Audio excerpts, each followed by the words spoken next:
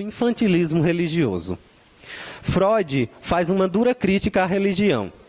A religião pode ser vista como neurose e como ilusão. Tantos religiosos presos ao desejo de onipotência materno ou à situação edipiana posterior. A questão: como superar isso?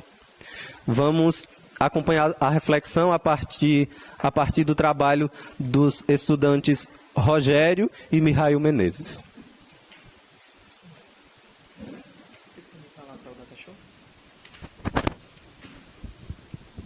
Boa tarde a todos.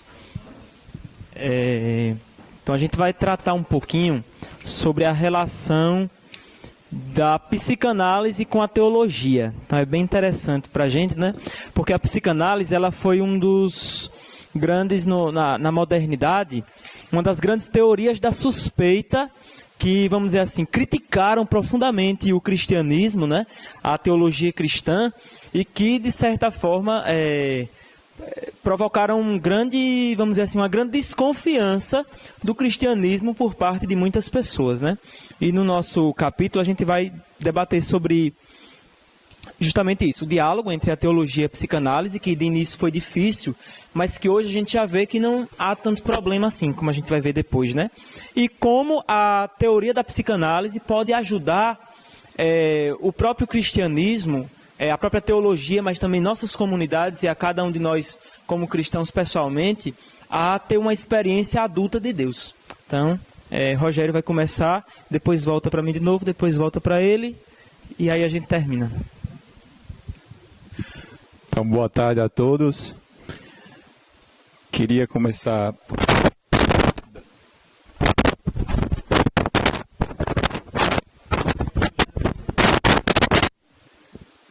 Então, o primeiro ponto, o qual eu queria tratar, que fala sobre o difícil crítico entre a psicanálise e a teologia. Eu queria citar, pode passar, queria citar logo aqui de início,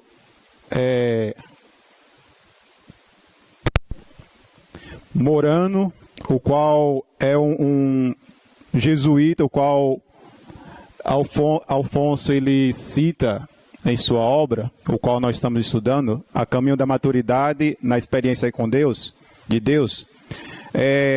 Morano ele vem dizer assim, que a psicanálise não questiona a fé, senão a nossa relação com a fé.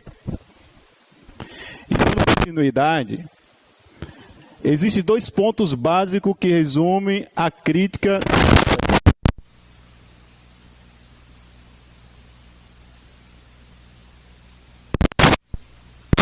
A crítica que Freud faz, ele faz em direção às três grandes religiões: a judaica,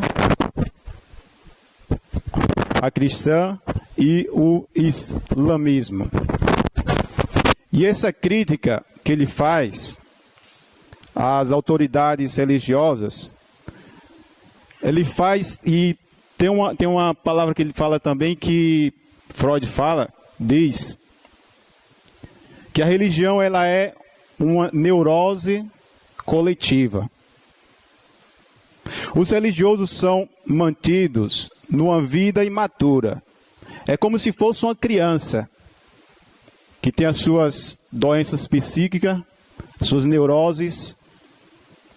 Ou seja, a criança, ele faz até o relato aqui, a criança, para ela sobreviver, ela precisa sempre do amparo do pai ou da mãe.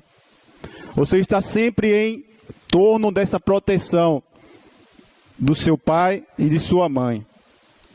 E aí ele vai fazendo a relação também com a nossa ligação também com Deus. Que muitas vezes a criança depende do pai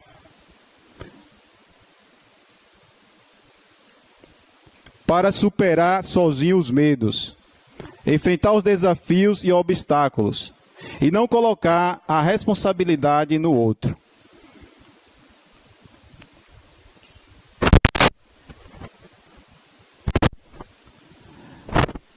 Religião seria, assim, a neurose obsessiva universal da humanidade, tal como a neurose obsessiva das crianças que decorre do complexo de Édipo na relação com o pai. E aí Alfonso vem dar uma resposta sobre isso. A psicanálise não questiona a fé, senão nossa relação com a fé. A pessoa concreta é questionada, pois sua relação com os enunciados da fé pode estar viciada, prisioneira de imaginações infantis e alienantes. O desafio de onipotência.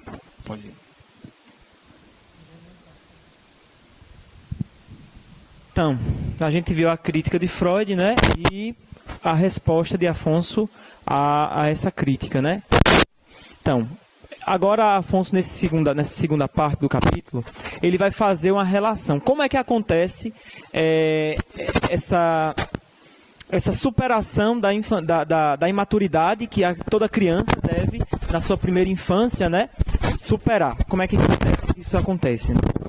Toda criança, segundo Freud, né, e segundo os psicanalistas, ele não pega só Freud, Afonso Rubio, ele pega outros psicanalistas, mas eu não vou colocar os nomes dos autores. Quem quiser ver exatamente os nomes pode ir diretamente no livro, né? Então eu vou tentar fazer um resumo do que ele coloca.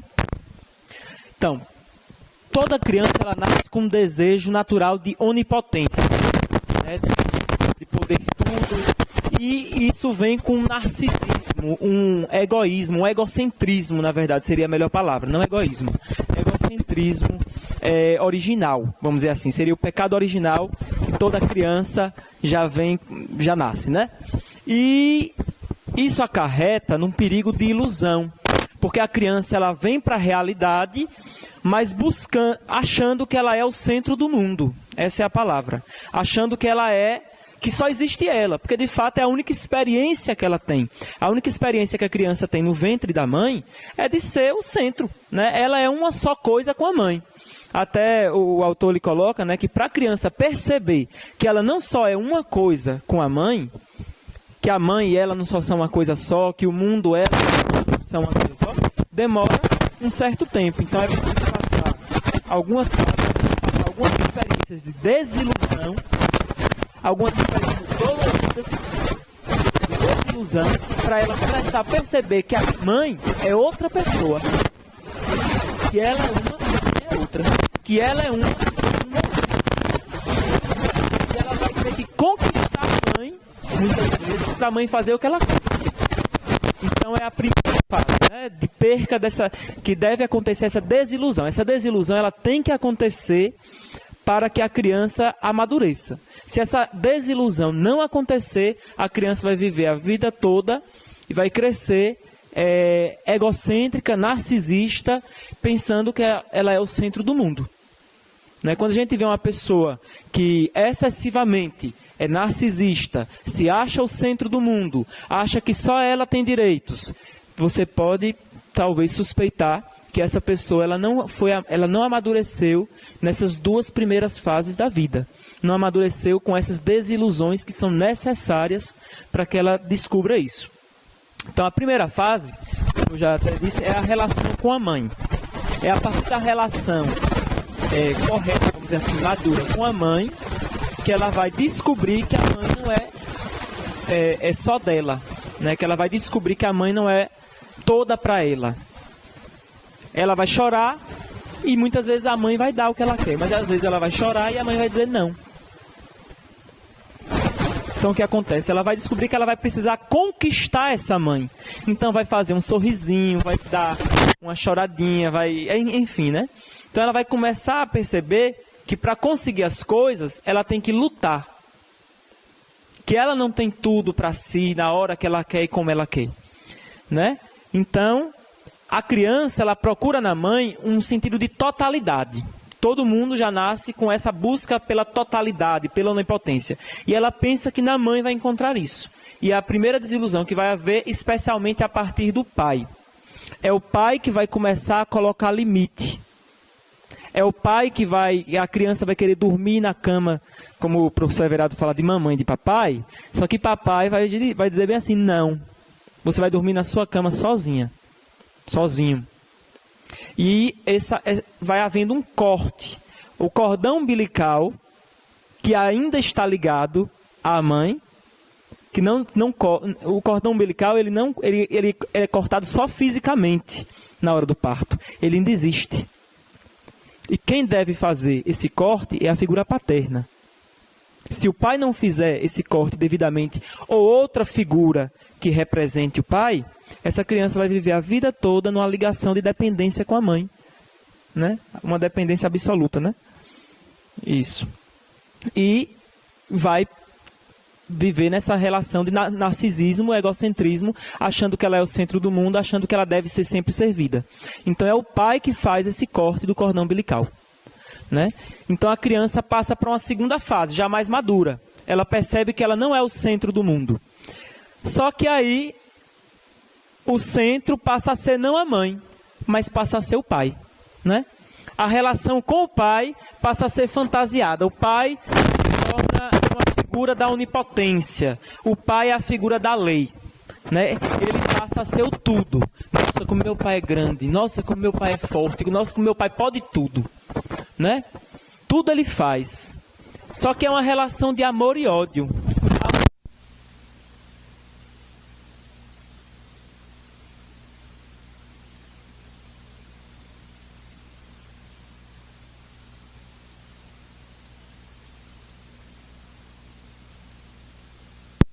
Quando isso vai ser superado? Quando a criança vê que papai, como o professor fala, não é essa coisa toda. Que papai também tem limites e que papai, que é a figura da lei, muitas vezes também falha.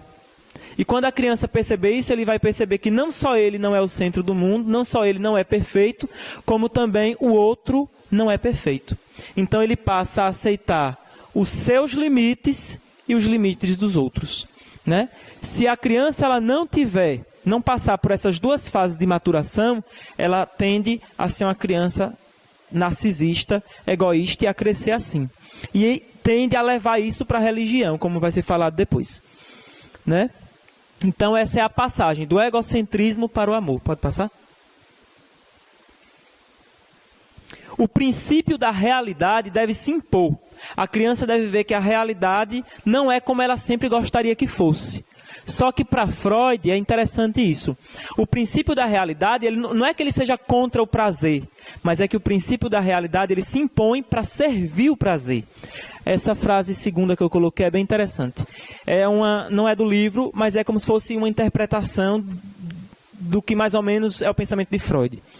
A vida é bela, é boa, é prazerosa. Porém, precisamos aceitar os seus limites e a sua dureza, seus desafios, para desfrutar a autêntica beleza do viver.